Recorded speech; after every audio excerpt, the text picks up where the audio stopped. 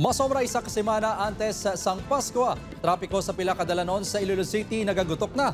Samtang bilog nga pagbukas sang Ungka flyover nga gintalana sa Disyembre 25, ginalantaw nga sabat sa masami pagpugok sang trapiko sa Ungka, Pavia kag Haro. Si Julius Bilacol nakatutok. Siyam ka adlaw antes ang Paskwa, talalupang doon ang paggutok sa mga salakyan sa dalanon sa siyudad sang Iloilo.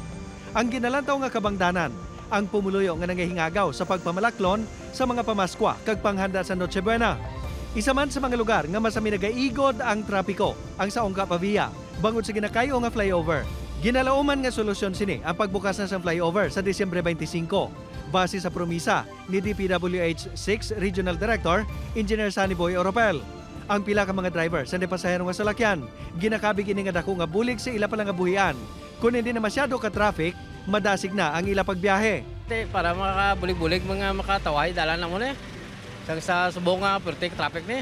Ang Pavia LGU, dismayado sa DPWH, bangod wala gid ini nagapahibalo sa estado sang ila rectification.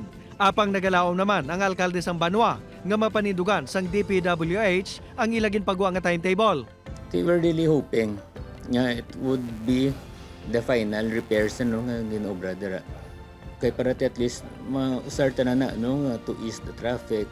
Samtang kaangot sa rectification sa Ungka flyover, may nagtuluhaw naman nga reklamo tuhoy sa nagakalahulog nga mga debris. Kaangot sini, ginpatawag sang sangguniang bayan sang Pavia si Engineer Oropel para makapatag. Apang sa sesyon sang SBK ina, wala gid ini nagpakita. Gintinghuaan sang news team nga makuhaan sang bahin si Oropel, apang wala ini nagasabat sa amon mensahe. Upod kay Romel Porquia, Julius Bilacol, 1 Western Visayas.